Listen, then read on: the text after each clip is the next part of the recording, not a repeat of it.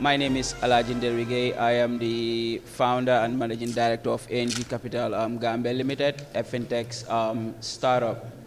I think this is one of the most anticipated topics, in this two days forum.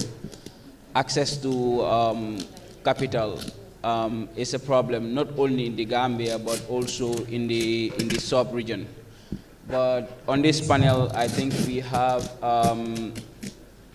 guys that will definitely tell us how startups will access capital, what the requirements are, and then there we'll hear from Mr. ML Fati.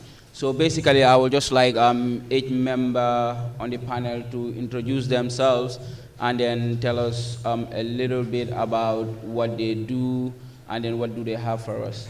Starting with Mr. Adrame from the Gambia Angel Investor Network. Thank you, Alaji. Good morning, everyone. I want to thank the Gcci for the invitation. We just started, so we don't have any website or social media platform, etc. So it's a great opportunity for us to talk about this initiative. We do equity investment. Equity investment is different to debt financing or other type of financing. What we do is you have an investor that will give you money, and then in return, you give them shares of your company. You don't reimburse any type of interest. So maybe we'll have the chance to get deeper into that concept. I'm seeing some faces here that I already met, so they know a bit what we are doing. And we started a few months ago. The network is being registered. We already have 12 angels that are ready to invest in businesses. Yeah, I don't know if I can go a bit deeper. Yeah, I would just like the members on the panel to just introduce themselves, okay, and then we take it up from there. And just my name is Adrame Joe. Yeah, that's it. Okay, thank you very much. Good morning to all of you, the startups, the most very important participants in this forum. My name is Nuha Sane. I work for the National Association of Cooperative Credit Unions of the Gambia, and I guess some of you might have known NABUC. I'm the Central Finance Facility Fund Manager there, and the window that actually disburses loans out to prospects and entrepreneurs who want to either start up or already in business. Yeah. Good morning, everyone. My name is Lavin Jabate, representing the Social Development Fund, SDF. SDF is a microfinance institution providing loans to various actors in the economy. Thank you. Hello, I am Moderator Gaye. I work in the Business Development Unit at Gcci, Gcci Commerce and Industry. My role is I'm the youth focal person, so I work a lot with youths. We usually get a lot of youths coming for funding at the chamber, but we are not actually a bank, so we don't give out loans as of yet, but we are a facilitator. We're linking you with our partners who actually offer such funding and facilitate that process.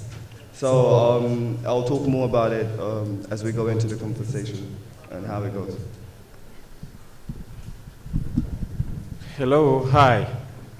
I am Hamadi. I'm actually from Supersonic, the microfinance. And Supersonic actually came into existence since 2015. And the concept behind Supersonic is just not a conventional microfinance, but in principle, we were granted to operate as an Islamic finance. And that has actually enticed me to shift from a banking career that I have been last 8 years. And when I joined Supersonic, I realized that one of the key things that they do is like they support small and medium enterprises, mainly micro customers who are in the sort of like, they are actually our target clients. Because when you look at it, basically access to finance, we've been talking about access to finance since the beginning. But most of it is what we call lack of financial freedom. Financial freedom is not just about having money, but having access to market. There are a lot of presenters who spoke about access to market, because once you have access to market, you have access to finance. And I think mainly, most of us also, as young people, you can attest that we have the culture of not saving. All that we do is we save for a particular period and wipe away all the savings because of family. That is dependency ratio. That is just for a starting. Thank you. I would like to start with Mr. Jobate from SDF. Mr. Jobate, what are some of the funding opportunities that are available for startups at SDF? Thank you very much. At the SDF, actually what we have for startups, depending on your age. As currently we are managing the Young Mini Loan Scheme, which is targeting youths 35 years and under. So if you are within that age category, yes, we have a facility for you. And this facility, like I said, you have to be 35, you have to be not more than 35 years, and you should have a registered business.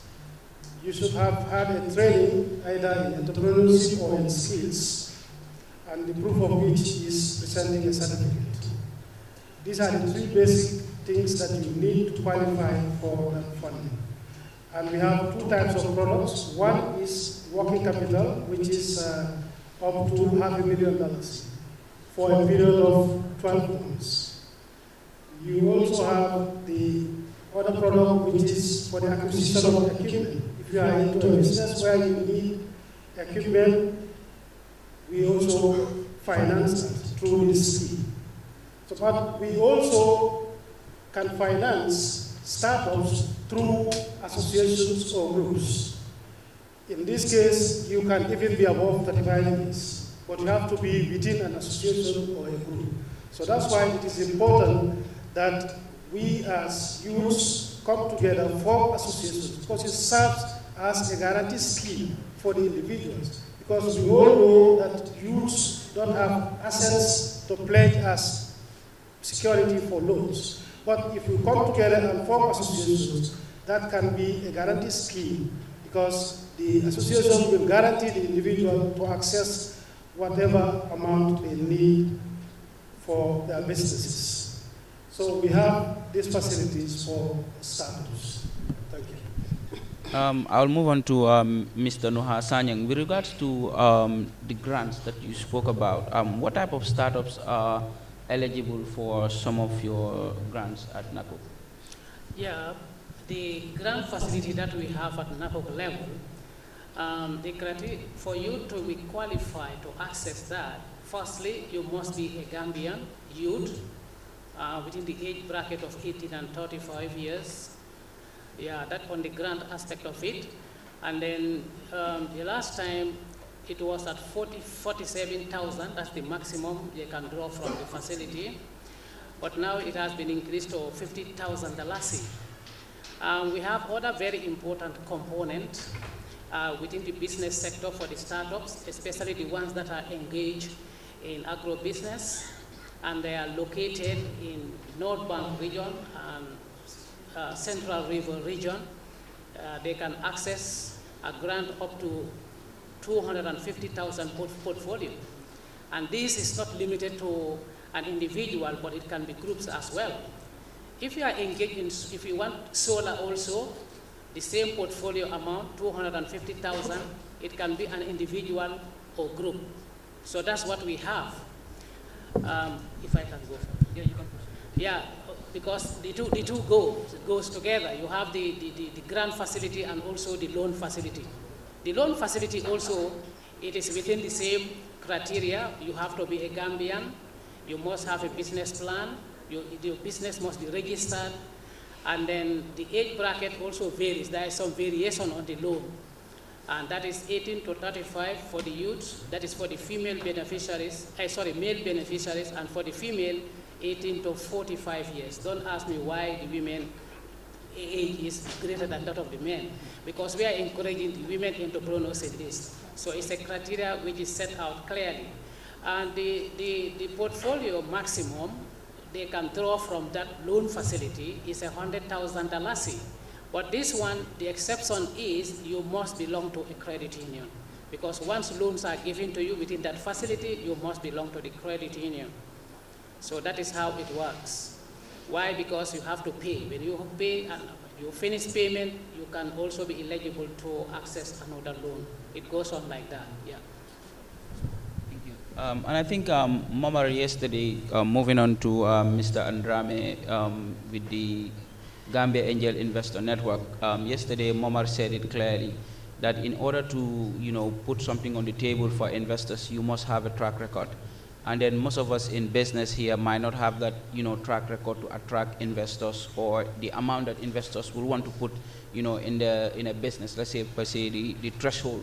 We've not reached that level yet. So how is the Gambia Angel Investor Network helping startups to reach out to the investors in your books? We have individual investors so far. Our target is to build the next generation of entrepreneurs in this country. Our investors provide money, but not just money. They provide expertise, they provide market linkage, because these guys are champions in their industry. So they have a lot of connections. That's what we bring. So they open their portfolio for you. One other thing we do is, so we have one type of investment, one type of instrument. It's just equity investment, just one. We don't have any criteria in terms of age, whatever. If you have a business that is working well, just come to see us. What is important is we don't work on projects. Your business has to exist, registered. You should be post-revenue stage. You should be at your post-revenue stage, meaning you start generating revenue, not profit, just revenue. So you are having clients, market fit. And of course, when someone wants to put money in your business, what he's looking for, are you able to get there, to grow? So he'll be looking at what you did, your company, but maybe yourself. Maybe you just started your company, but you were working somewhere else and you did some stuff in the past. So that's what you will bring, and that's what we'll be looking for. I will just add one last thing on these instruments. We provide equity, but also from the investors. We don't invest ourselves. We have investors that will do it. But we are raising funds to do some matching grants, matching funds. What it means?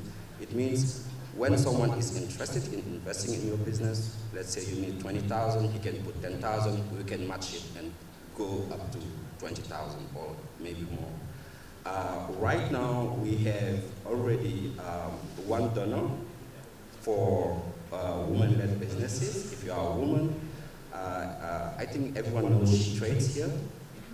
Yes. So what they do, they support you today in terms of coaching. They get you to China or whatever.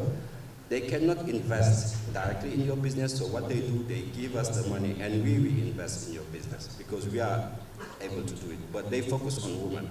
We are looking for other donors to make it more general. Thank you. And I think we are all jotting down some of these things because they are really important points in trying to get investors to put money in your business. And I'll move on to Supersonic, the microfinance. I just want to know some of the products that are available for startups and the documentary requirements to access those those products? Okay, thank you, Elijah. I think we have different products. First, like I always said, is we need to start from savings before you have access to finance.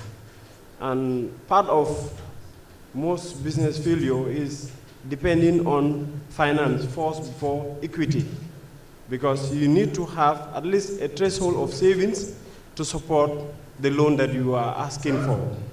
And our savings product, the unique of it is like you have what you call the test product, mainly for business people, micro, up to SME. Usually they can save as low as 25 or even below to any amount, but usually from the beginning we assess, we do what we call KYC, at least to know the deposit trend of the client. So that the client, if the client jumps from depositing 100 and then start giving us millions, we will now flag and say, what is abnormal in the business? Because this is very important. Then we have another savings called the Samasang. I think Samasang is a Mandinka name, meaning saving for the future. Saving for the future, what it means is like you have a business right now that you want to save for a period of 1 year. You have a target, there is a target that you are doing the savings for. After the period of 1 year, the savings level that you have, you now come to the bank and says, from my savings right now, I have 100,000 or I have 20,000. I want you to give me equivalent of that amount plus what I have, so that at least I can start up a business. That also is something that we do. We have another savings called the live event, mainly for people who wants to like get into businesses for a period of 6 months. That also is like a savings that is also for a future. At least for 6 months, you're just savings, you're not withdrawing, or even if you withdraw, you're withdrawing at a minimal rate. Do you understand? These are the savings product, that is the main savings product. The loan products, equally, we have the micro loans, usually, is a group lending. The group lending, what we do is, because we know that security is a problem, that is collateral is a problem in the country. So I think 2015, Central Bank wrote and rolled out what we call the collateral registry. And when you look at it equally, microfinance are trying to adopt the model a little, at least to ensure like people who do not have collateral are not restricted from having loan. How? You form a group of 10, you call it the urban solidarity. The urban solidarity, the concept here is like entrepreneurs whose capital are more than 5 to 10,000. Usually, if you give them a micro loan, you're not helping them. Instead, give them a loan amount that is in line with their capacity. Then you are helping them at least to expand. Then you have the SME, which is from 50,000 in excess of 5 million. Usually, we target clients that are in the small and medium enterprises. And to avoid single obligor concentration, what we do is we assess the capacity of the business. If we know that giving you 5 million right now, we will have repayment risks, we actually put in a collateral. That is not a lease land though, because I know banks ask for lease land. What we do is we just ask for a simple occupancy as a fallback option in case of default. However, our pricing differs from banks a little because we don't charge other fees. We only charge you the profit. Apart from the profit, there is no admin fee or whatsoever fee is charged in banks. This is basically what we have in Supersonic. For startup, you can only have access to money depending on the size of your business. Yes. Like Mr. Nuno said, for a startup, it is also very important to maintain an account, a bank account. That in case you want a loan from a bank, they will need your track record. If you go to Mr. Adrame, you want him to link you up with an investor, they will also need, your track record to know if, you're doing business, you're making sales, you have an expertise. At the end of the day, even if you are not making profit, at least there is business activity that is going on for you to know. That's what we also do at ANG Capital with our Lebalma product. But basically, like what he said, we do not ask you for collateral. What we always do is we find a network of individual or where you're working for, and then they will guarantee you. For example, if Mr. Njai here Mr. Njai can attest to it, Mr. Njai can guarantee Mr. Nyindu, then Mr. Nyindu can qualify for a loan with just a simple click of a button, because most individuals here in the Gambia do not have the capacity in terms of collateral to guarantee a loan. That's why we have a very, very low rate when it comes to banking. I think in 2016, the governor of the central bank stated that about 80% of the Gambian population are on bank. So that means majority of us do not, hold bank accounts or don't know anything about banking. We travel to the provinces, the farmers, they don't even know what banking is. And I think some of the products that he has rolled out, he has said earlier on, are very, very important. And Mr. Njai, with regards to linking startups with investors, can you please elaborate more on that, please? Okay, so we at GCCI we work with various partners. So they tell us what kind of financial instrumental tools they have, and so when a startup comes, we will evaluate in which one do they basically which one are they eligible for and direct them to that. So we have partners such as YEP, who have the gain, the angel investor, that's the highest point. Then you have the mini loans, that's the point after. And you have the lowest point, which is the grants. However, I must say, they are very competitive. And as we've heard, they also have an age limit. But as we know, startups are not, as I mentioned yesterday, startups are not limited by the age. So if you're above 35, and you're a startup, you don't qualify for any of the products they're saying. So you have to look at alternatives. There's microfinance, such as Supersonics and Reliance, where they have lower interest rates than the banks. But still, they would need collateral, or they would need a sort of guarantee, or they will need to see if you are able to pay this loan back. So it's quite challenging. So, but if you reflect back to the conversations we were having yesterday and today, what I would recommend to startups that are facing challenges in looking for financing is be innovative. Not too much reliant on looking for grants, and that be your only miracle, basically. Be innovative. Look for partnerships. For example, I'll give you a brief example. You're a farmer, you want to go into farming. You have the expertise and you know how to farm. However, you have no land, you have no money, you just have the expertise. There's another person who's interested, who has mass land, or is very interested in going to this. You guys can partner where he'll provide the land and you provide the expertise, and you guys can create a business and go forward. Or you guys can, or other ways where you can also ask friends, families, and fools. So what does that mean? It means like the first place, because startups, it's very challenging at your first instance to try and convince an investor that I'm just starting off, I've not even kickstart, and I want 100,000 from you. It's going to be very difficult. So the first place I would recommend would be talk to your family, talk to your friends, people that you can convince easily, even the fools, like people that will just listen to you and get excited and be like, oh, hey, here's 50,000 or things like that. It'll be an easy way to start. So when we're looking at all of these things, we have to be creative in where we can get funding. But there's one more thing that I'd like to reiterate, and the point is planning, financial planning. Okay, I'll break it down. Banks, for example, they have this, what they call the risk-free rate. The risk-free rate is what they can invest in the central bank through treasury bills, which is around like 8%. So for you to convince an investor who has a lot of cash sitting around but wants to make a return, you have to try and convince him that instead of him putting his money in treasury bills where he can get around 8%, you can make him more than 8%.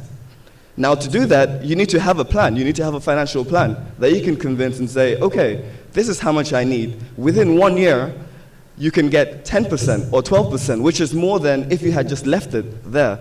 But the difference between the 8% and the 10% or 15% you're offering is the risk. So you have to actually convince them that that risk they're taking is something that you have mitigated through your financial plan.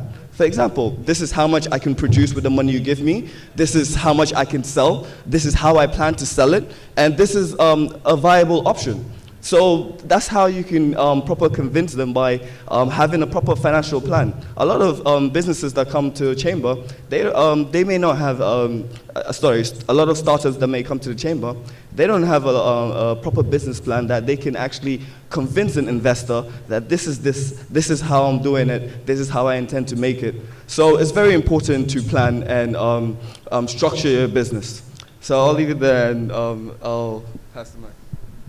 I think Mr. Njai touched on one important point, which is when raising funds, the first stage is your family and your friends, because those are the people that you can talk to first. You know, I have this business.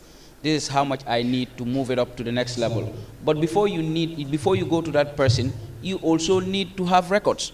You also need to show them we have the Gambians in the diaspora. You can tap into those people. So it's not only Mr. Adrame's network that you can get investors from. Even the Gambians in the diaspora, you can tap into those networks. But we all know how semesters are. Before they give you their money, it's like they are tougher than banks. So you actually need records to show them that, okay, this is how much money I want, and this is how much, you know, my business can generate. But just going back to the point with regards to SDF, what are the verification procedures that you guys use before giving out money to investors, to startups? Sorry, can you come again? What do you mean by the verification procedures that you guys do? What are the methods that you use to verify that, okay, before I give this individual this amount of money, he's a startup or he's doing this or that? Yeah, actually, you have to apply, and based on your submission, we will assess your submission. It includes going down to where you conduct the business. If it is an existing business, we want to see how you operate. We want to review some of your documents to see how profitable your business is. And in terms of eligibility, we will look at, for example, if it is the YEP mini loan, we want to see your birth certificate or ID card to confirm that you are 35 years and under. We also want to see your registration certificate, that's your business registration certificate. We also want to see a certificate of training, either in entrepreneurship or in skills. These are documentations that we require you to produce, and we try to verify them before even acting on your application. So in terms of approving your loan, we have to understand the business that you are doing, how profitable it is, whether actually the investment you are trying to do will pay off or not. So based on our analysis, we either approve or decline your loan. Thank you. Yes, Mr. Nuha, we've seen recently a lot of businesses, agrotech business start springing up here in the Gambia. Maybe they do not have a farmland or, you know, a garden or anything, but they add something to the value chain in terms of helping farmers reach out to consumers or buyers that will export it. Do you have any specific grants for those individuals? I think Moderator, what's the name of the Moderator? The Farm Fresh. You know, some of those platforms. Do you have any grants that are related to those individuals? Yeah, we have grants for agro-business. You know, I mentioned earlier that the portfolio is $250,000. You can access that because if you have a big garden, you can buy solar also, fit it in, and then the fencing infrastructure, and you carry on your business. We have all of that. And we also have the other loans, grants that you can access, depending on what you define, what the requirement of your enterprise is, you can apply. The maximum is $50,000. So for now, that is what we have as a grant. But again, like I said, somebody has mentioned that for the startup, yes, the age bracket that we have highlighted is because of the priority area of our intervention, because the projects are focusing on the youth. And the youth, as you know, is between 8 and 35, and that is why we have it like that. So with the ladies or females is 18 and 45 years. But again, within the context of operations of NACU as a financial entity, rolling out products such as loans and savings and so forth to the startups, the age limit doesn't matter, because you can belong to a credit union across the country and you can have access to finance in the same way as you would, because the credit union model is different from others. The interest rates are low, ranging from 8% to 12% to a maximum of 15%. So depending on the size of your enterprise, the portfolio that you require, and the loan duration also is 24 months. The grants also the same. So all of these things are opportunities that they can draw from. So if you are above 45 years, if you are male, that does not necessarily mean that your opportunity to access is dented. No, if you belong to the credit union, there is no age limit. Yeah, you can access finance, and you can also be trained, you see? So basically that is it. Mr. Adrame, with regards to the Gambia Angel Investor Network, is there any specific or particular industry that you guys focus on, or it cuts across board? We are sector agnostic, so we invest in any type of sector.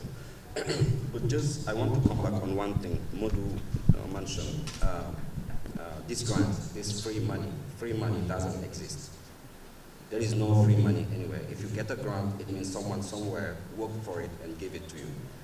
So we do not encourage grants. We encourage it only when you start your business at the first beginning to give you the first push, or if you are in a very difficult market to get funds. That's why our grants are linked to an investment. You won't get grant if you don't have an investment, meaning your business is appealing, because if you have an investment, we believe that your business is appealing. If someone is ready to put money in your business. One second thing is these stages, because maybe I forgot to mention that we are targeting the champions, meaning we work after all these YEP initiatives. We don't really have a minimum investment, but roughly will be around $500,000, the minimum of needs, up to a few millions. So we are targeting businesses that are enough strong to grow and to expand. On this sector, no, we don't have any sector. What we do actually is, whatever your sector, you come, we allow you to pitch in front of our investors. And if there is one that is interested in your business, in your sector, he will invest. And usually, these investors, they invest in businesses or sectors they know. We did a survey, and there are 3 sectors that most of our angels they are targeting: ICT, agriculture. I was a bit surprised, but tourism and fashion. Honestly, I did not know much about this, but they are looking for businesses like it. And just one example, one of them told me, I'm looking to invest in businesses that can help me in my own business. He owns some hotels, chains. He needs eggs, fresh vegetables, etc. So what he told me is, if I see any business that is producing eggs, that is producing fresh vegetables, I will invest, so I will put money. And also, I will be his first client, because I buy, so I give him markets. This is the type of things we do. And Mr. Nyindu, you've talked about startups having savings account. Yeah. So does it mean that any startup that is to access a product from your institution should be a customer first? And then how long will that person have to be a customer of your institution before accessing some of the facilities? Okay, I think mainly when we said having a customer profile, meaning having an account, does not mean all the startups needs to have an account from the beginning. For microloans, usually we don't sort of like the rule does not apply, meaning for microloans between 1,000 up to 10,000 is not all the time that. Okay, I think mainly the microloans. When we say the microloans, these are like loans that are between loan bracket of 1,000 to 10,000. Usually, we encourage clients to have a relationship with us while we process their loan. But for amounts that are above that, this is like group loans. I mentioned about the two group loans that we have. We first have the first group loan that we have. We call it the women financing. We also have another model called the urban solidarity, which is lower in terms of profit. It's much lower than the women financing. But the risk exposure also for the the women financing is the fact that the women financing start from age bracket, loan size of 1,000 up to 5,000. And when you look at it, because the number is large, usually there is high tendency of repayment risk. So profit rate is usually a little bit higher than the urban solidarity. But again, we don't just restrict giving access to finance does not mean we only give money cash. We also do other lending, such as input lending, input financing. We also purchase granite in partnership with Gcci, that is National Food Security whatsoever. We currently partner with them, and even for 2019, we intend to have a partnership with them. Last year, I think we bought in excess of more than 10,000 tons from local farmers, and it was like few villages were piloted.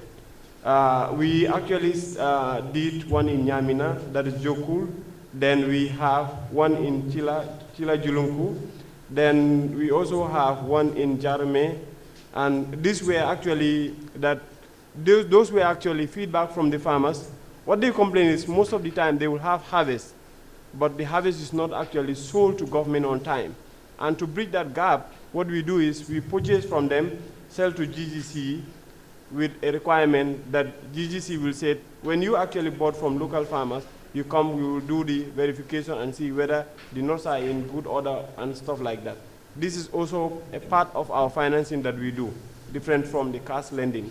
For SME, I said like usually there is either a guarantor or at least a fallback option, but we don't have a stringent rule to say you need to have a guarantor in place. Even the business can guarantee itself, depending on the size of the business and the magnitude of the loan, that is the loan size. I think ladies in the house, the entrepreneurs, the startups, ladies, I think you guys should be very, very thankful, because I think from SDF to NACOG and then Supersonic, they all have specific products for women startups. I think you guys shouldn't complain again compared to the guys. Coming back to pitching competitions, Mr. Njai, are there any plans from the GCCI to organize some of these pitching competitions? Because recently we've seen ML, travel to Saudi to partake in the pitching competition. We were also part of the startups that were pitching at the Sisters. These are competitions that are now coming up to attract foreign investors or local investors. Mr. Adrame also elaborated on that. You have a network of startups. I think over 50 startups are in your network. Are there any plans in the future for you to organize some of these pitching competitions? It's good to tell you, it's actually over 100 startups we have registered at the startup chapter. Hello? So we actually have over 100 startups registered right now at the startup chapter. But yes, for our future activity in 2020, we do hope to see more pitching competitions. I know of one coming up with the TAF startup. I'm not sure if the deadline is up yet, but I remember they gave up to $1 million. So I think people should apply. We did hear yesterday that the applications went down. So if it's still open, I urge serious startups to apply. Then next year, we're hoping to have some Shark Tank kind of pitching competitions, or where we get some investors and we have some pitches, and they will have to create their pitch decks or have like a 5 to 10 minutes presentation of what kind of equity they're going to give, what kind of capital they're looking for, and find some of those. But yeah, apart from the pitching competitions as well, what we tried to do at Chamber is recently try to incorporate the access to finance with the business development trainings we have. As I said before, it's very important for you to have a good business plan. So we do have trainings on business plan. With the entrepreneurship trainings we do, we've recently incorporated an access to finance component where 25% of the best students that were trained will get access to capital straight after the training. So now we don't just stop limited to train them for a week or train them for a couple of days and it's finished. We train them, take them through the business development course for about 6 months through advisory and mentoring. After that session's been done, once we identify the best 25%, give them funding to support that. So we have different ways of that happening as well. So we hope to see more in the future. Also, we hope to see with the startup chapter more networking events where it may not be in the form of pitching, but it will be in the form where we would invite some investors, national or international, and invite the startups as well, and they'll have one-to-one sessions where they can talk to an investor face-to-face, one-to-one, explain to them, and probably even that investor could link them. If they're not in that sector, they could probably refer them to somebody else. So we're looking forward to a lot of these activities in 2020 for the GCCI Startup Chapter. Thank you, Mr. Njai. I think the buzzword today that we've heard from the panelists is grants. Mr. Adrame, I've gone through one of your trainings, and I would like you to just elaborate more on grants and how do we treat them in our books, because it is very, very important. I remember walking into your office and you were like, how do you treat this in your books? And I think some of the startups here have, applied for grants and then they were given the cash, but how will they treat it in their books is very, very important in terms of attracting investors, because it questions. I'm sorry, I just want to add something. This has to be very clear for everyone. We are not competing. We are complementary. What I mean is, depending on your business, the stage of your business, depending on your needs, you have to look for the right finance, the right funding for you. Sometimes the one thing you need is not capital, it's debt. Sometimes it's maybe grant. Sometimes it's equity. We are not competing, we are complementary. And often, when you have an equity partner, they don't put 100% of the money. They say, we'll put 70% or 30%. And then you go look for some debt. So these things work together. And I'm very happy to have all of these initiatives here, because I think we need to partner. One of our sources of funding startups, SMEs, businesses in general, are our debt partners, banks, because sometimes their clients have a lot of debts and they need to balance their balance sheet. So these are good clients for us. So we partner and want to work together. I think we have a very, very good balance on the stage here, because you can get grants from here, you can get loans, you can get equity investments, you can get whatever you want. I think this should be a very interactive session in terms of the questioning. And I would like to call on Mr. Modlamin Fati to just come and share his experience in terms of pitching competitions, how he gets grants, and all those things. Mr. Modlamin.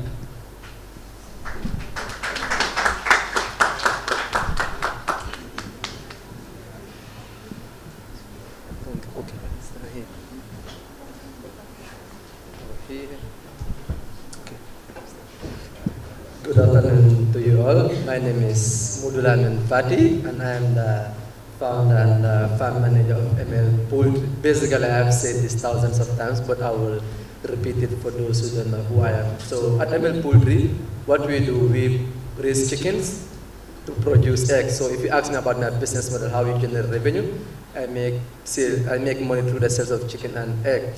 And so I have been asked to speak on like how I have been somehow lucky to raise money.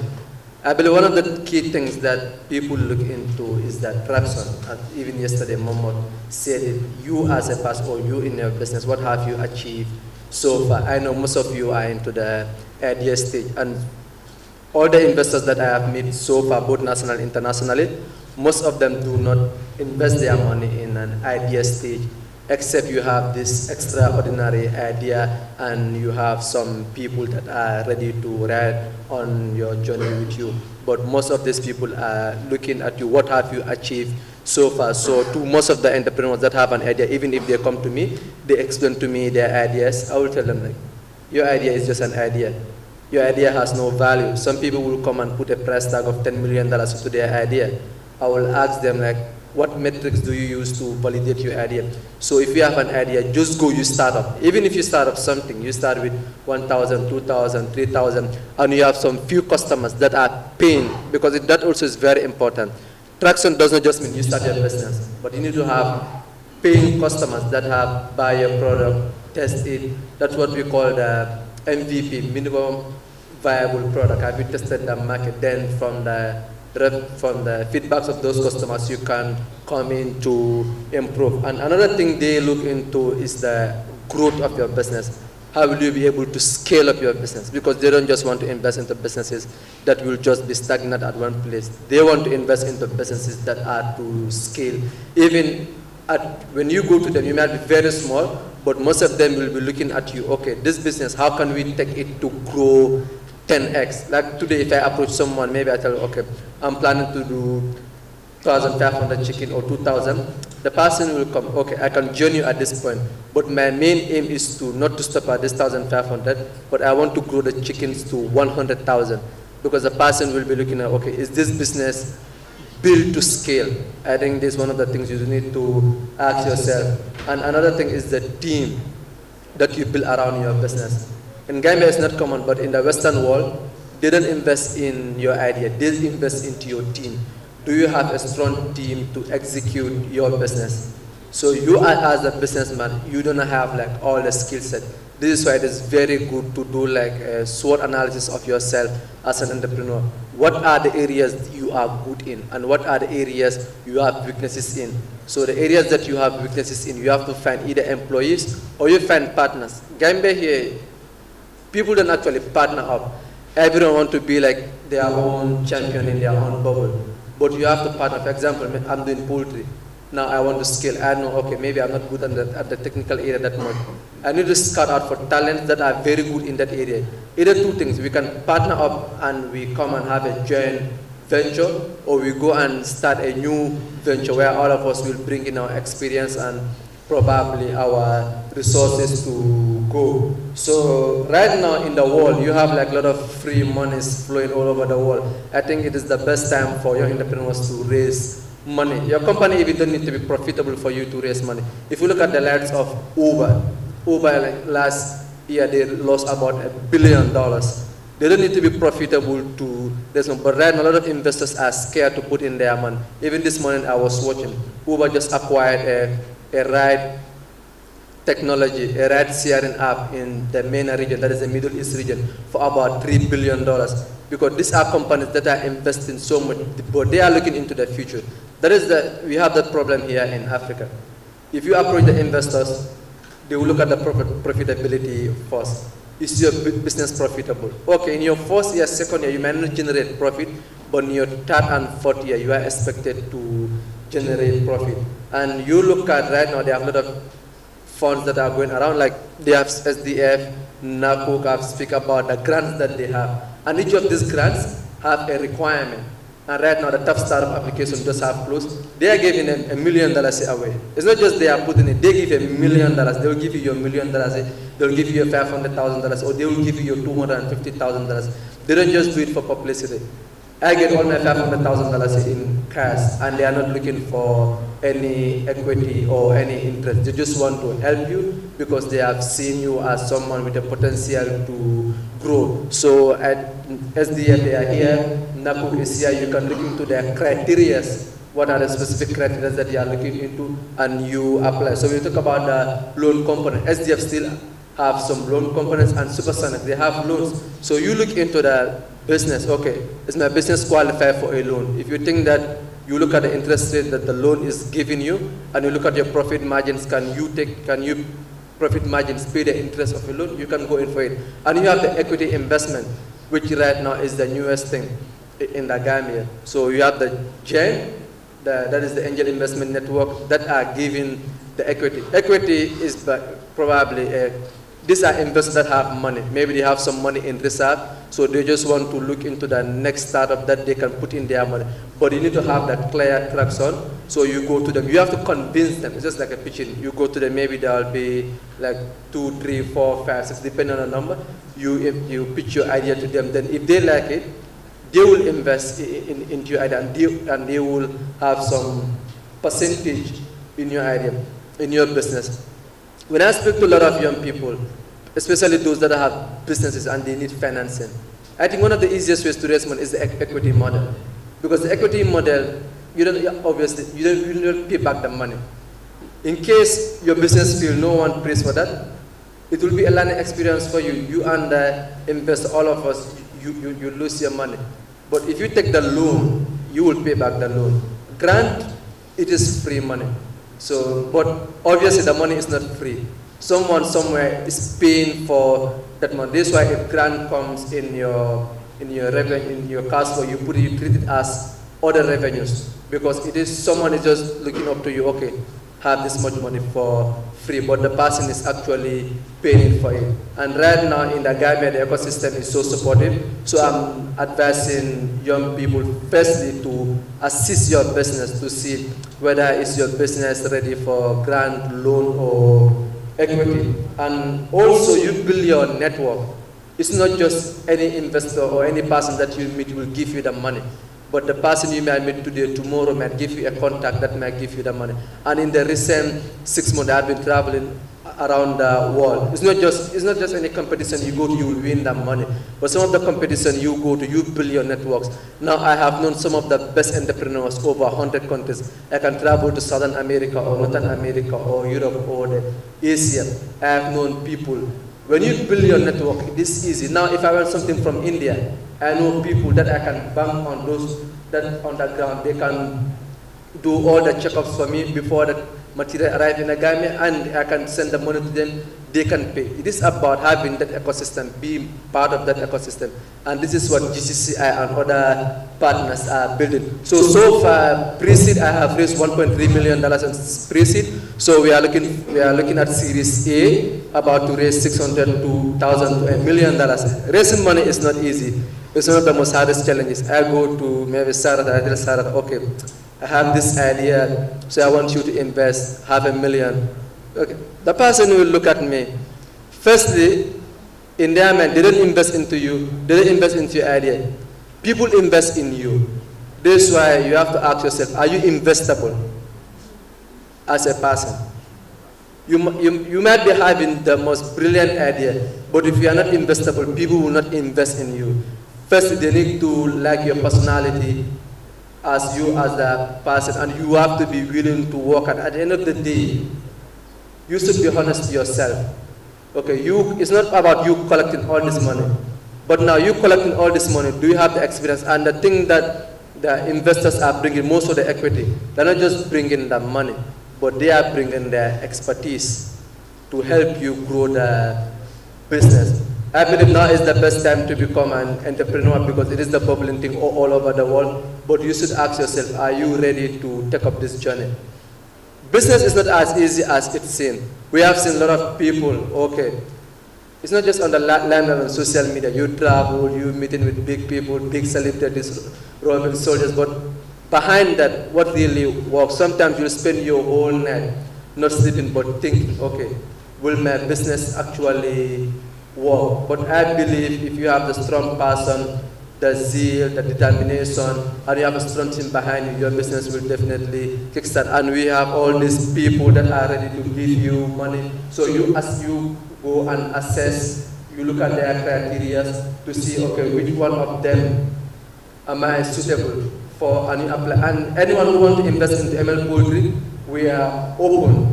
We are about to raise Series A, $600,000 to $1 million. If you want to join in ML Poultry, and for us, our vision is to make Gambia self-sufficient in poultry eggs. I know it will be difficult, but I believe we can achieve it. I thank you all.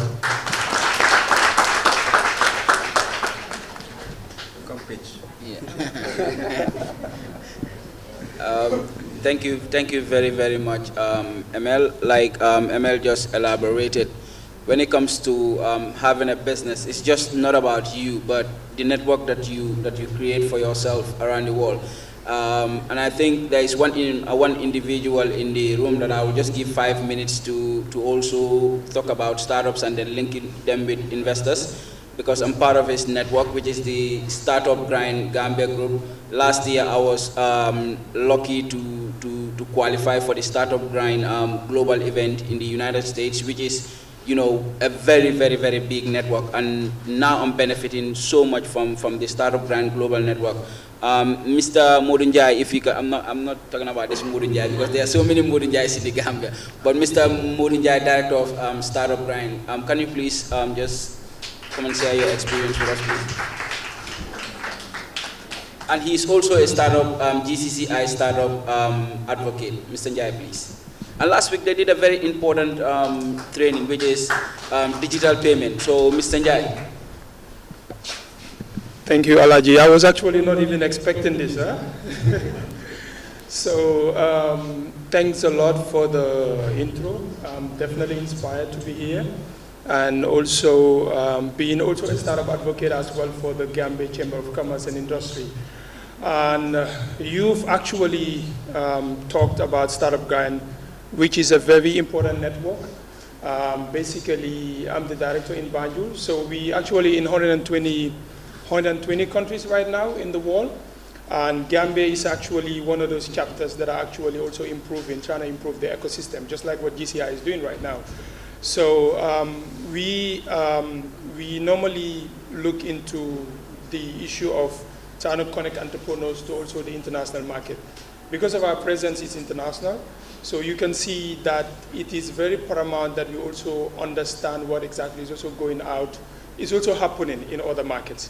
So we invite successful founders, just like the panel that you have here, that are talking about access to finance. So we look into also other topics. And Alaji has also spoke about our last edition, which actually talked about how can we develop digital payments and financial inclusion in Gambia. So one of the most important things that we focus on is trying to look at areas in the ecosystem in that particular country that needs to be looked at a particular time. So we only do not just host events, but we host events that are relevant at that particular period of time. So I'm actually inspired to be here. Looking at the setup, it is very inspiring, and I'm hopeful that Gambian startups actually have a lot of opportunities that are actually on the pipeline. And I can also see Mr. Adraman, the Gambia Angel Investors Network. So looking like there's a lot of potential funding that are actually available, but we also have a lot of work to do because some of these things doesn't just come just like that. There needs to be a sort of attraction that entrepreneurs need to be able to have before you can have access to this. So I'm definitely inspired, and Startup Grind will be here to help the ecosystem with our partners like GCI. I'm sure there are a lot of exciting editions that are coming, so watch out for it. And yeah, thanks a lot. Thank you. I think this is the most exciting part now. You have the floor now. You can ask questions now. So if you have any question for any of the panel members, then this is the opportunity. Okay, good afternoon. My name is Suleiman Bouda.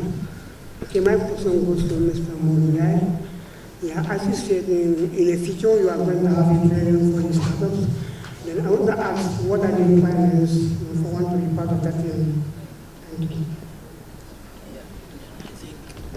You want to ask a question? So we'll take 3 questions. We'll take the third one.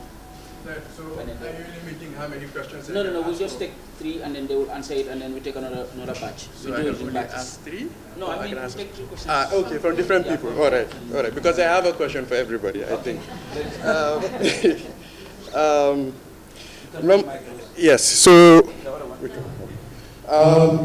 my first question is for SDF. How long is your application process? The second one is also for SDF. You're financing through association equipment. If you could just elaborate more on that. For example, how do you set your loan rates based on the equipment that people are submitting to you for your appraisal? The third one is what are your interest rates basically for all your different organizations? And for Mr. Njai of GCCI, do you have a platform that lists all of the funding vehicles in this country in one place? It would make it easier for people to access this information. Because after this event, I'm sure there's a lot of gems of information have been shared, but if we don't have a record of all of this, it's lost again forever for the next event. And I think that's just sad. We should have a database for that. Key thing, access to data. Mr. Njai, you mentioned how important it is to convince a potential investor of the opportunity that you have. One thing I feel like was not talked about properly is how much important data is in that process. If you are a baker and you want to convince a potential investor that making wedding cakes in Gambia is profitable, you need to have data that tells you how many people in Gambia can actually afford wedding cakes, how many people are planning to get married in the future, what is the youth population, Like, you need these sets of data. What I want GCCI to help us do is to be very, very vocal and robust when it comes to helping us to access this data with the different government institutions. We are not asking for this data. We are sort of kind of demanding it as the business community because we need it to advance this country, The next thing is institutional accountability. When I go and apply to somewhere for some sort of loan program and I don't get it, it's important for me to also know why I didn't get it. It's not just about the money. If you tell me why I didn't get it this time, next time I can work on that and make sure I get it. So being accountable to these applications, someone could just say, hey, I don't like this guy, I don't like his accent, and it's a no, and that's it. It's just, that's that. So finally, I'll wrap it up. How would you say that a business is worth investing in if they don't have a proper track record at this point? I feel like sometimes if you can make the right connections, a business could get a contract based on that, and maybe they don't need money, they just need connection. Thank you. Can I have Thank you, but I think I will try to answer on my side on the different questions. The first one, there is no maximum, but you just have to remember the stage of investment and different actors. When we talk about angel investment, I'm sorry, I will use the US dollar currency. When we talk about angel investment, usually it's depending on the country, usually between 20,000 to 300,000 US dollar. This is angel investment. And then after that, you go into VC investment from 500,000 up to 5 million. And then you go to private equity billions, right? So here in the Gambia, we don't really have a maximum, but we know that we won't go up to, 3, 4 million, right? One key element we are doing is, for our last soft launch, we invite some VC private equity funds from the sub-region, from Senegal, and they came, one of them was looking, for example, for businesses where they can invest 3 million euros, meaning it's a big business. It's a business that is making at least 10 million in terms of revenue, which is big. So there is no real maximum, and yeah, so very open. We don't have interest rates. It's equity. I don't know, where is this gentleman?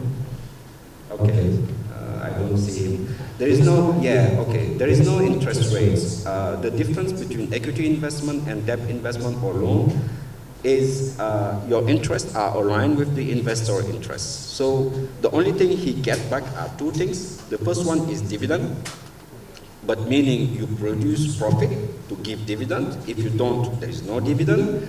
Or he exit, meaning he sell back his shares. That's where he get actually his, his ROE, the return on investment. Data is important.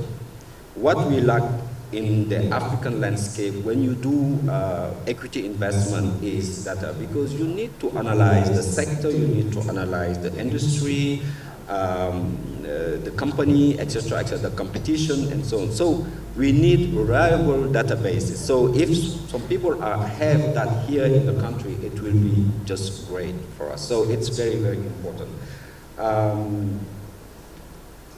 One key element, if you apply and you don't get the loan or the equity or whatever, why not Alaji, we work together. When we do our pitching session, and if your company has not been selected, we always try to reach back to you and tell you why.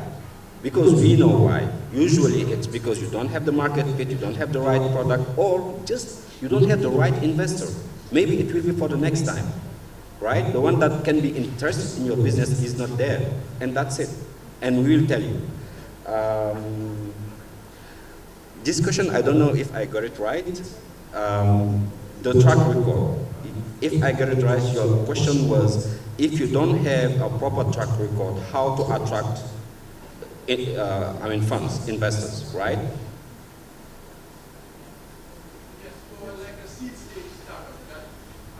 Yes, but that's what I was saying at the beginning. Actually, you know, if you have someone that worked his whole life, have a bit of money to help young entrepreneurs. I mean, if he put money in your business and in you, I mean, you said that earlier, they don't really invest in your business. What is important is the execution. That's why I was saying we don't invest in projects, because everyone, I have hundreds of projects every day in my mind, but the difference between us is the one that are able to execute and to reach, to have some results. If you can show a proper track record from your business, at least you can show something from your personal life, you know, because, I mean, you have to prove that you can achieve it, you have to prove that you can execute. It could be anything, you were like president in your school, whatever, you did this, and then it shows people that you are able to execute and to achieve what you're saying. Thank you. Thank you very much. I think the second question goes to SDF with regards to the application process, how long it takes, and I think the equipment process appraisal.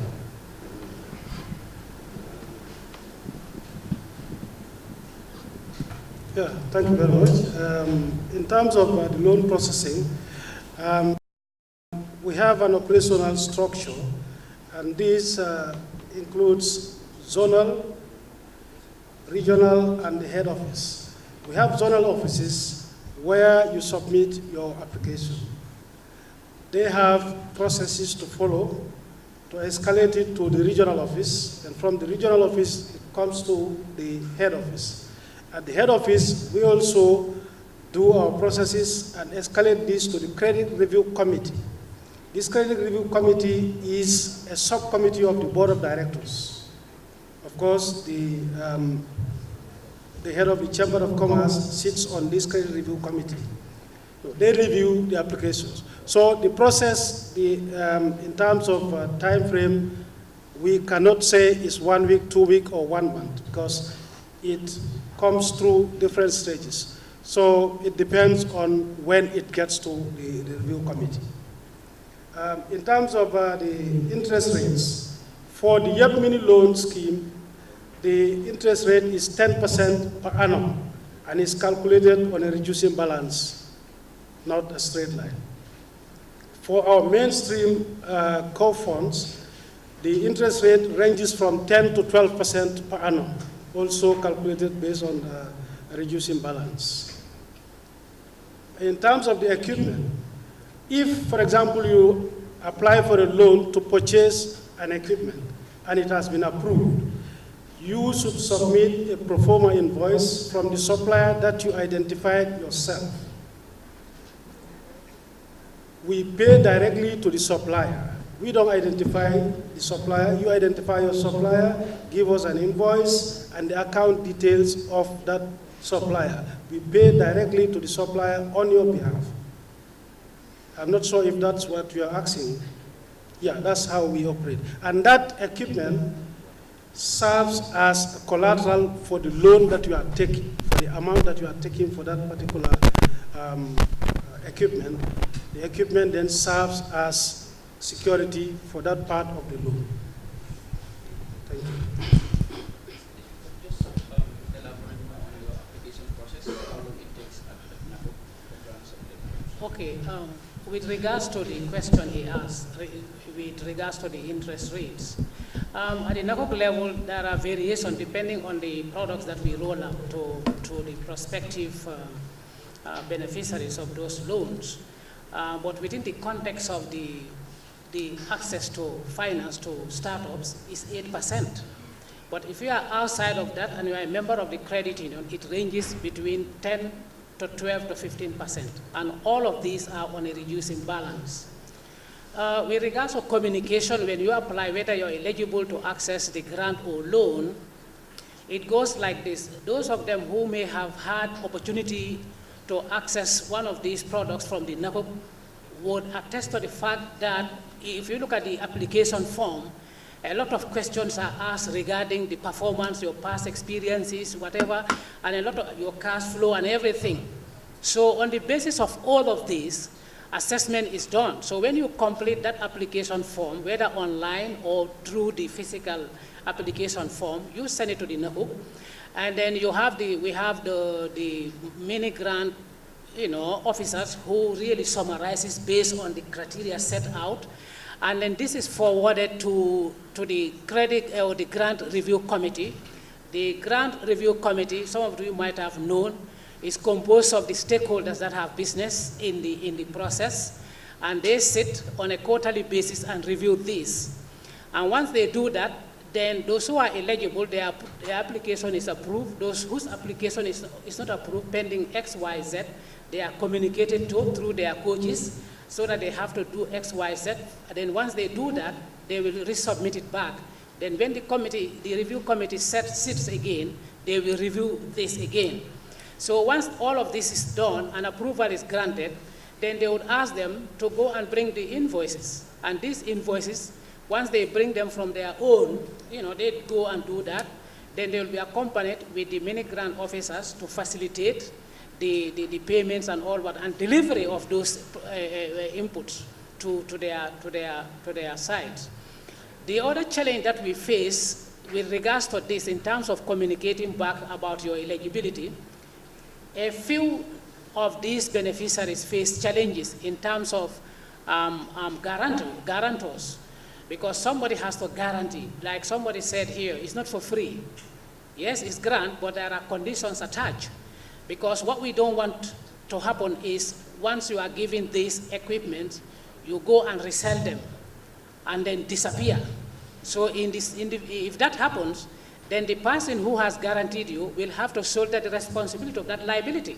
So when you explain this to them, very few of them, maybe 2% or less, would decline. And despite the fact that they are related, family members, then we will ask you to go back to look for somebody who would be willing to guarantee you so that you can access the grant. So once you do that, you'll be given. Another aspect of it is this. As part of the appraisal process before you access the grant, the coaches are there and the mini grant officers, they will go and visit your site because the business has to have a space. If you don't have the space, or if the space is not appropriate enough and you need to work on that, then a time frame is given within which you should work that out. Once you accomplish it, then you come back. Then in the next sitting of the review committee, they will look into your grant application, and once it is granted, then loan is given out to you. That's how it works. Yeah.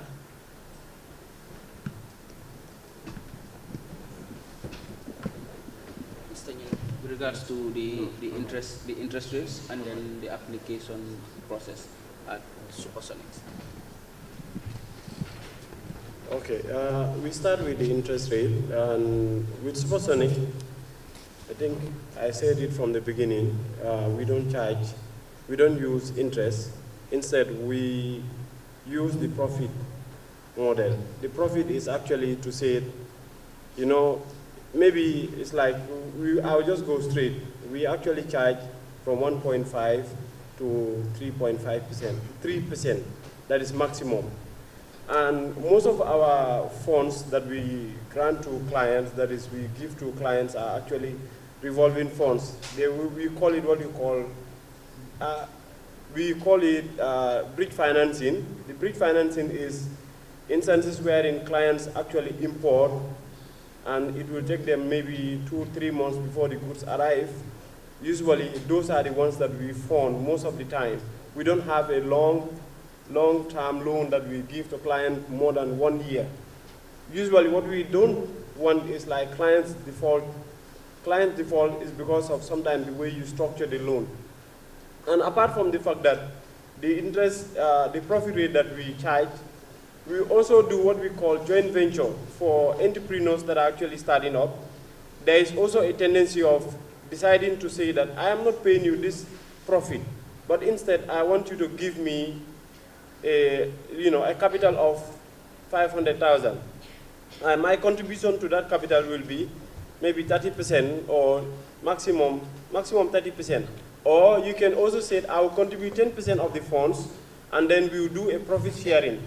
At the end of the period, whatever profit you agree with the institution, that is Supersonic, it becomes binding. Again, supposing that the expected profit changes, you still have to come back to us and say, my expectation was 100,000, but I ended up having 50,000. We can understand and we share the profit based on management expertise is usually higher. So we expect the entrepreneurs to have much more profit from the venture than the capital provider. So usually we do that. With the credit appraisal, usually it starts from the strategic business unit. The strategic business unit initiates a loan, and we expect maximum 48 hours for them to package the loan and send it to credit analysts. The credit analysts actually review, and within 48 hours, an approval is sought, or we will refer back. That is, if we have queries on the credit, usually we send it back to the strategic business unit that communicate to your client that we are not sure that the client will be able to honor the repayment amount that is stated, based on the cash flow. Then when we communicate to the client, in total, we expect at least a turnaround time of nothing more than 1 week, if all processes are in place. But usually the challenge we have is the strategic business unit do not communicate to clients on time, but we are always very clear with that. Communicate with the client. If we feel that it is not communicated, we always call the client and engage the client that your banking is not good, where are you taking the funds, things like that. Then we'll be able to have at least a good turnaround time. Thank you. I think Mr. Nyundi touched on one important part, which is them sharing the business with you. That's like, it's a more of a Sharia compliant product. So if you are into agriculture, you are into fashion and all those things, you can actually partner with Supersonic, and then you go into business with them. For example, like ML can now reach out to Supersonic, and then they will tell you this is how much profit they will expect from you, which is actually cheaper than going for a loan, because this is profit sharing. You share your profit with them instead of them giving you a loan or you going for an investor whereby they will have a stake in the business, because this is just one time. After that project is done, they will take their money, you continue your business. And I'll just hand it over to Mr. Njai before we take the next set of questions with regards to access of data and information. Okay, I'll start with the first question of the gentleman who asked about the trainings. So what are the requirements for trainings at GCCI? The answer is actually it depends. It depends on the funder of the training and what type of training is. For example, if YEP was to fund a training for us to do, they have their requirements, which is the age. It has to be 4 youths. So then it will be that the criteria would be you have to be from 15 to 35. But if it's like from startup chapter, which is targeting startups, there's no age gap there. So to be open in terms of the age limits. It also depends on the different, the stage or what type of training it is. Because, for example, we have one training where it's generate your business idea or starting your business. That is like the beginning stage. So all we would require is for you to be very proactive in starting a business, or you want to have the motivation to start a business, or the determination to actually follow through with the training. Also, one of our requirements is that you have to be available throughout the training. So it's not much. If it's for probably improve your business, that would have to, one of the criteria would be you have to be in business. You have to have established a business, and if that is a requirement, then you will need business registration. You will need your business registration to prove that. So those are the requirements. I'll go on to Mr. Sarah's question of do we have a platform of all fundings in one place? So we do, internally and externally. I'll start with internally. Internally, we do have the GCCI Youth app. This is where we collect all the information that is available through different partners and put it on the app. However, I must admit, since inception or since launch of this app, it has been difficulty getting information directly from institutions, as they do not, I won't say they don't share, but getting access to that data could be very difficult. And so that is something that is available. So we manually put up the information of all opportunities, especially funding that is available. There's even a section on funding or what institutions are funding and what the criteria is. It's on the app. You can find it on the Play Store, or if you have an iPhone, you can go online. You can get this information on the website. Is the GCCI Youth app. Externally, with the help of ICT, all ecosystem players, we've been working on something called the CRM platform. The CRM platform is basically CRM, Customer Relationship Management Platform, where all the ecosystem players would put information. So, for example, if a youth was to come to GCCI, I could upload information that this youth have come, this is his business, this is what they were looking for, this is the discussion we had, and put it up. For example, let's say we had an event coming up. We'll upload that information onto the CRM as well, and every single ecosystem player would see it real time. It's the same with if ICT or all techie fee, some of the techie fee players come up with a new initiative and they upload it on the CRM platform, we'll also have access to that information and see it real time. So that exists. However, this is we just finished the consultation. Now I think they are going through a development. It should be ready by mid 2020, inshallah, before then. So that's the second question. When I go to the third question, the use of data, I must say, sorry, that escaped me, but that is very important. I must emphasize, it is very important for all businesses to keep data. So the traditional way of people record keeping in Gambia would be the use of paper.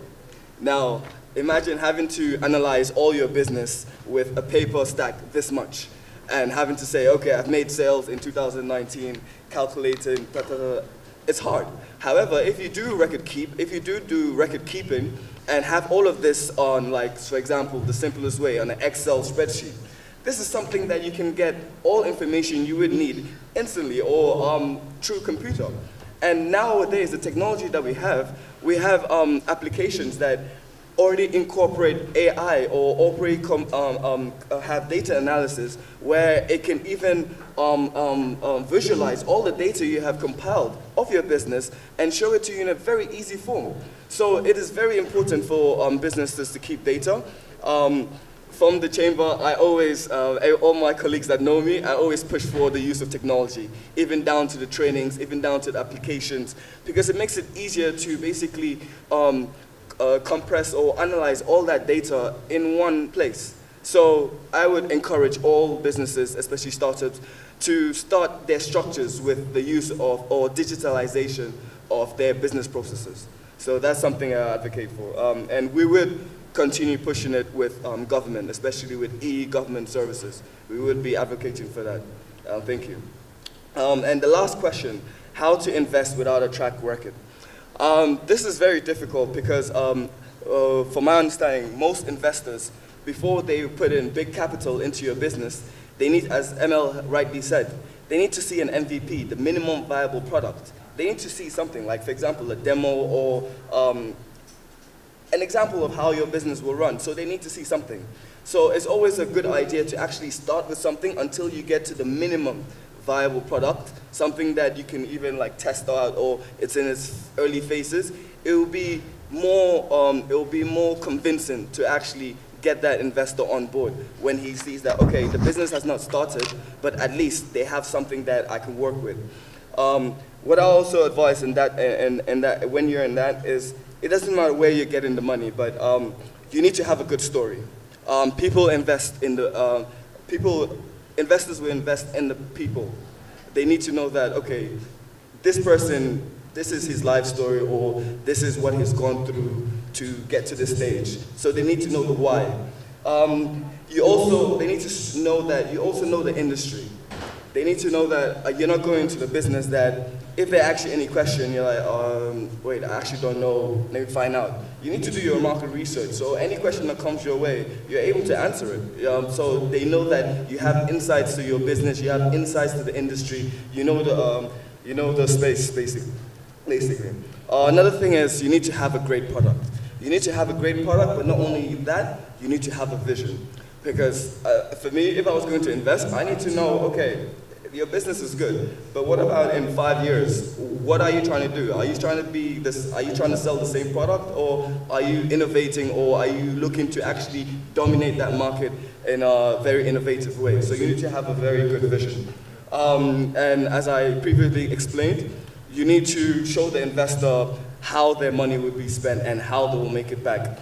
And you have to be very convincing that, okay, through this stage, this is how you're going to make your money. It has to be very clean, and I would advise everybody, you have to be very, very transparent. Thank you very much.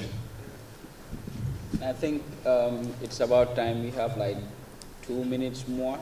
So if you have any question, then you can just approach any of the panel members and then ask them specifically, because it's almost time. We'll just take one more question. So two more questions.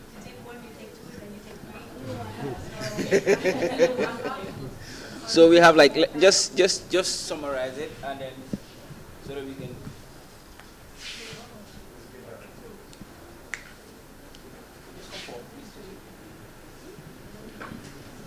Okay, this is directed to Adrame. Do you already have lined up investors that you deal with, or do you?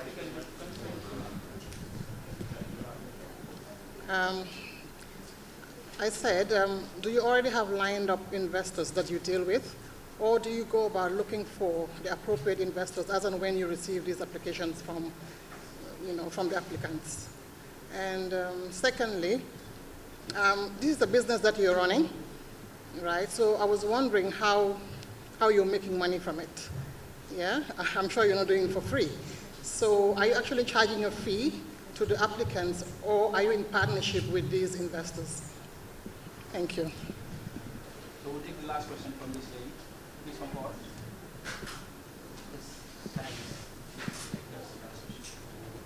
sorry.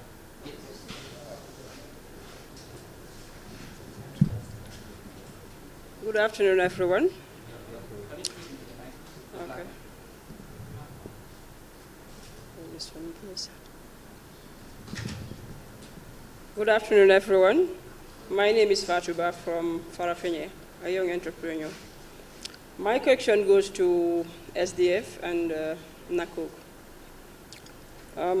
I understand that most of these businesses that we do, the projects that they does not sponsor,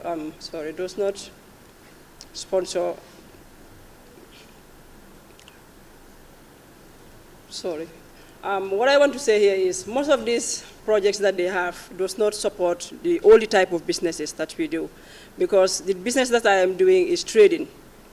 And if we go to the grand offices, most of the time what they told us is we do not support all type of businesses.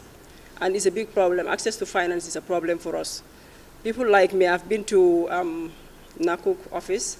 I was applying for the grant. I was told that the type of business I am doing, the grant office does not support it, which is a big problem. Because we are all youths, and all of us cannot do the same thing. Sometimes what they tell you is we support agribusinesses. And all of us cannot do the same thing, as we all know. These people has to be here, and the other people also has to be in the other areas. So if what they normally tell you is to try to diversify into other areas. To me, if you diversify into something that you don't know, it could lead you to a problem. The only thing that you could do is what I believe in, the type of business I am doing, which is trading. That's what I know, and that's what I am comfortable of doing. So if getting this loan makes me, or desperate of getting this loan, make me to go into something that I don't know, tomorrow it can give me a problem. So I am asking also, if you people are also considering other type of businesses, like trading. I am into building material business. So, and we are all youths.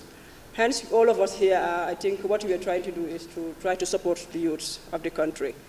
I think we should also consider those areas, not only focus in areas that, that maybe we'll say agribusiness only, into poultry or other things. Another question is sensitization of most of the activities that you people are doing here. I am from the provinces. Most of the things happening here, we don't know them over there. If you don't come here, you wouldn't know what is happening. So I think it's also important we put more sensitizations into the regions over there so that most of these opportunities happening here can also be passed over there, whether we will get it. Excuse me, I have another one. And the loans given to entrepreneurs like us for the type of business I am doing, to me, it is a bit small, the grant and the loan. Because as we all know, we are all entrepreneurs. What we believe is we should try to go in for bigger things. Excuse me, please, if you can give me a little time. If you can give me a little time, please. Yeah, as we all know, if you go to other countries, you see youths are traveling outside the world, going to China, making businesses. But for us here, we're still here. We're still at the ground. So to me, if you can please adjust that also, it will be very, very important so that it will help us to grow.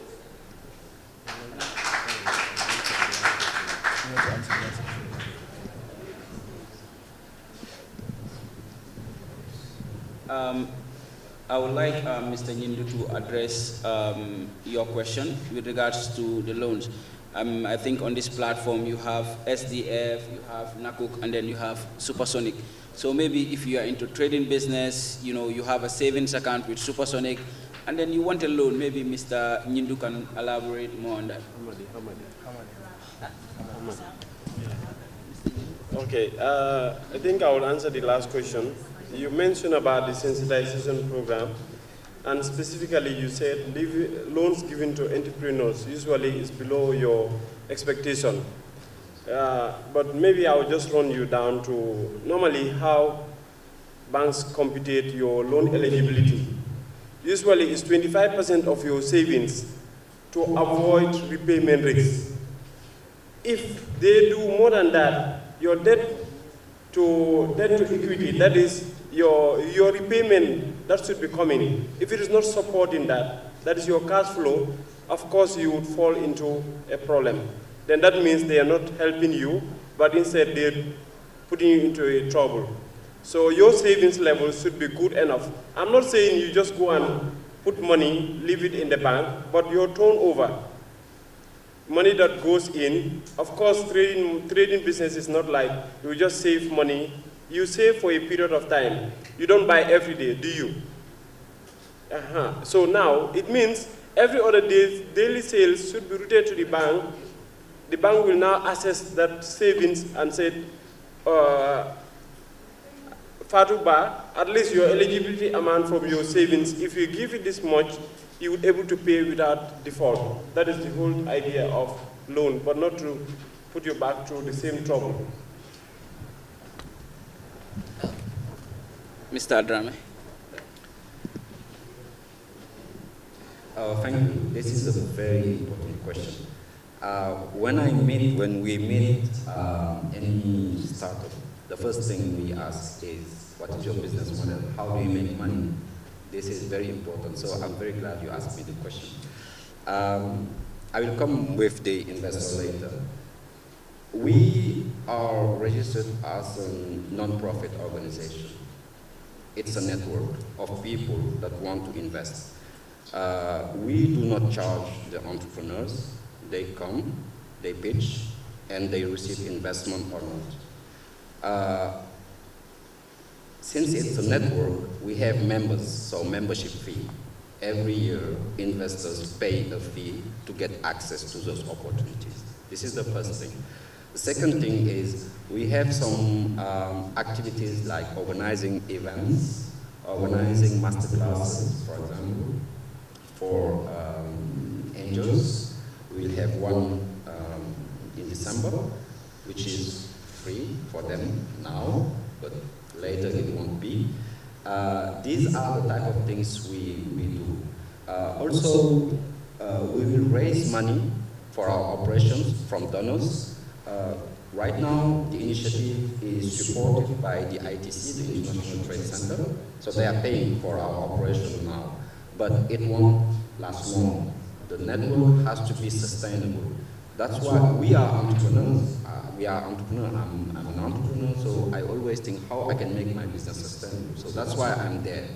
So I will build this network to make it sustainable, and then once we'll be there, all our donors will stop supporting it, and it should run by itself. That is how we're going to do. We have investors, we have already 12, like I said, that are here, they sign, and they are ready to invest. We already have our first batch of pitch. It was in July for our first soft launch.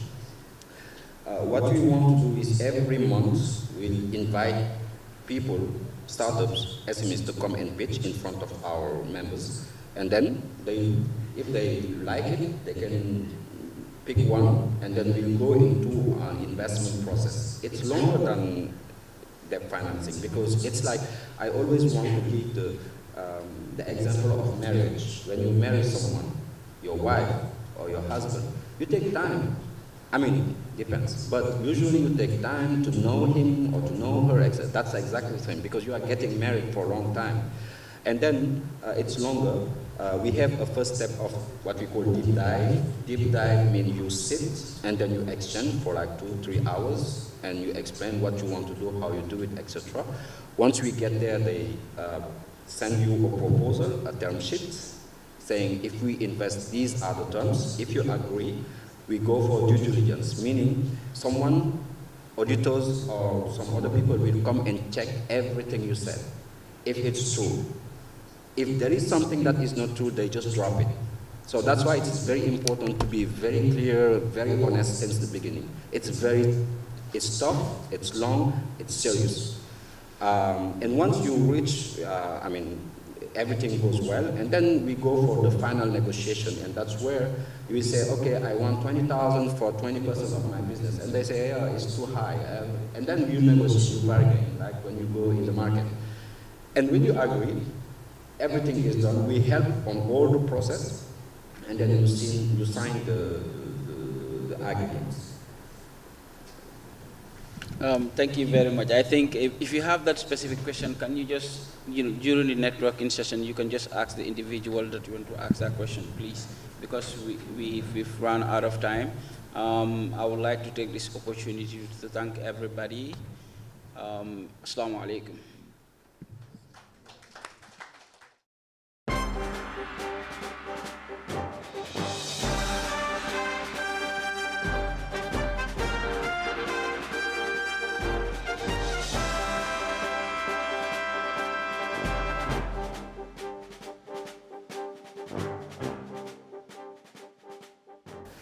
How did you come up with the idea of starting a poultry farm, which is ML Poultry today?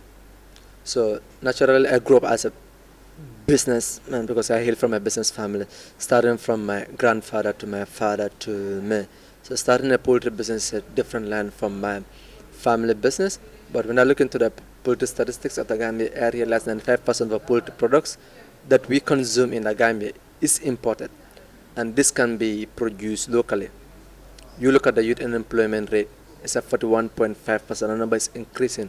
So me looking at all this, I said to myself, let me get into the poultry, because I'll be producing quality food for the people. Alongside, I'll be creating employment, and I'll be contributing towards the food self-sufficiency of the Gambia. So you had a business background when you were starting the ML Poultries, right? Yes, I had a business background when I was starting ML Poultry, but it was not just in that, because I was learning business from my dad. When I go to school, get up from school, I will go to his store, work there for about 5-6 hours before I will go home. So I've already started learning the basics of business from him. Yeah, but even though you knew the basics of business, every business comes with its own challenges. What were some of the challenges that you might have encountered while you were starting your business? One of the challenges that every businessman will say to you is number one, access to finance. But in every business, you have the business aspect and the technical aspect of that business. Before getting into poultry, I have no idea about poultry management. So I have to learn about 3 to 4 months going to well-established poultry farms to learn about poultry management. So when I get the basic knowledge, I have to raise money, which I did it like in a very quick space of time to start my poultry. If you look at, as say, I quoted the statistic that 95% of our poultry products is imported. But if you look at the local products, it's much more expensive than the imported poultry products. So we face a challenge of marketing, because people tend to look at things from a price point, not a quality point. But we have some customers also that goes in for the quality. So the challenge is practical knowledge. You have access to finance and access to market. But these are the challenges as business. Every businessman, there are a lot of challenges, but you have to get up, overcoming the challenges gradually. And alhamdulillah, so far we have been going for about 2 years now. So, how did you get hold of the finances to start your business? Did you have an investor invest in your idea? Just how did you get finances? Yeah. First, you have to invest into yourself first. You, as a person, you bring up some money. You look into your close circle, that is your family and friends. You talk to them. They might give you some money before an investor give you money. The investors will give you money at the stage where you have traction, where your business have achieved something. And for me now, I'm at that stage where I have like pre-seed, like from myself and from the family and some grants. Now we are looking to expand. We're looking at the doors of an investors to come in to invest, because now it is a bigger pie where everyone should come and have their shares. Yeah, so I know that handling a poultry farm can be very technical, and there's so many tools and some machineries that you might need to be successful in what you do. So when you were starting, did you have all of the tools and equipments that you need in carrying out your day-to-day work at your farm? No, when I was starting, I didn't have like complex tool to operate like an automated farm, because in poultry you have two things. You either do like the battery cage system, which is an automated side, or you do the deplitter, depending on your resources. So I choose to do the deplitter system, but we're planning to integrate it to the battery cage system, that is the automated system of poultry, where we'll be able to accommodate more bird and we will be doing less work, because the manual system is more of the hard work. So now at the farm, what challenges do you feel like that is what you still have apart from when you started? I think now we are at the scale up stage. Like the challenges are even more than when you start, because you are about to scale at a new level. You're thinking, okay, invest in all this amount of money, put in other people's money. will the business actually work? Now we have like more prone to disease outbreak, but we also have mitigating strategies. That's our biosecurity measures for us to put in. And now as a business is growing big, you need to have like more people for you to work with. It's not just only one man, so but you need to have like a competent team. Now finding that competent team is difficult, but these are challenges. You have to go out there, scout for the best talent for you to work with, and you producing more products, so you have to go out there, do more marketing, aggressive marketing, because you're competing on a different scale. You compete on a large scale rather than on a small scale of when you started. Yeah. So last year you were one of the winners at the Tough Startup pitching competition. Can you tell us how that has added to your business? Yeah, Tough Startup has put my business on another whole different level, because it has validated my business, number one. Because for so long people have just seen, okay, this guy is doing poultry. Okay, some people they say like, what value does poultry have? But when a guy like Mustafa Njai, one of the biggest business mogul in Gambia, come in to invest into your business, I think that will put your business on another level. And also it has increased our customer base, because the Tough Startup also come with a publicity. I think focus is about getting a vision. I think those of you who sat in forums like this with me, I do emphasize a lot about having a vision. Any entrepreneur who wants to do any business without a vision, I don't think you'll succeed. So one is first to have a vision. You need to know what you want. And once you identify what you want, you need to be focused. And you will have, stumbling blocks as you proceed, as you progress. But I think you need to keep focus on what you believe in. What you believe in is your vision. Your vision is your dream, something that you can see that nobody else can see. So my advice to the private sector players is to do more of such like the startup forum where they will invite people, but more so to the government, because the government of the Gambia needs to know that the young people are the now and the future, and supporting these young people, it's important. For example, we are saying there's a high lot of youth unemployment rate in this country, but the sector that can solve this is the agricultural sector. If government is speaking about agriculture, they only speak about the farming aspect, that is the growing of the crop, but rarely they speak of the animal husbandry, and even if they speak of the animal husbandry, they only speak about the goats, the sheep, and the cattle. Poultry is one of the sectors that can revolutionize Gambia, because poultry is a whole value chain, starting from the farmer that will produce corn to the last consumer that will eat the chickens or the eggs. There's a value chain. I think if the government is really serious about tackling the youth unemployment issue in this country, they have to invest more into agriculture, more so poultry, because this can change the dynamics of this country. So finally, what recommendations do you have, or just lessons that you might have learned on your way that you want to give to startups now? The lesson that I'll tell the startup, business is never easy. And you're not your own boss. When you start in a business, let's say, oh, I'm starting a business because I want to become the boss. No. If you start your own business, your customers are your boss, are your number one boss. Then you have your employees, then you have your shareholders if you have any, then you come the last. And even if you if you read the income flow statement that I believe every entrepreneur should know, you are paid the last. That is, you are paid from your net profit or net losses. But it is all the vision that you have, that you believe in. The journey of entrepreneurship is not easy, but with passion, determination, self-belief, and hard work, you will surely achieve your dream. But it is a collective effort, working with like-minded people. Some days it will be very hard, but when better days start coming, you will get to enjoy the journey. So to you, the startup that might be watching this, if you have the right vision, go in for it. But the first 5 years, it won't be easy. But just look at the vision of where you want to be, where you want to see yourself, and that will keep you going. I know you went to the World Cup for Startups in Saudi some couple of weeks ago. Can you tell us how the journey was to join in, and then how it has added to you? Yeah, the Global Entrepreneurship World Cup is the highest level that any entrepreneur can go to right now, because this is the maiden edition of the Entrepreneurship World Cup, where over 102,000 applicants, 100 entrepreneurs are selected to go to the Entrepreneurship World Cup to pitch their ideas to world-class investors and judges.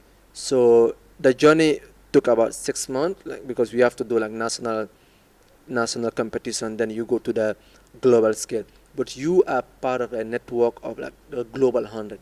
The Global 100 are the best startups all over the world, ranging from Africa to America to Asia to the Middle East and to Europe. You get to meet with this because nowadays the world is moving. We are building a global entrepreneurship ecosystem because if you have the network, you can actually expand your business to any of the countries. Sometimes it's not about the money that you need. You need that one contact that might introduce you to someone that might be your next big customer and that might push your business to the next level.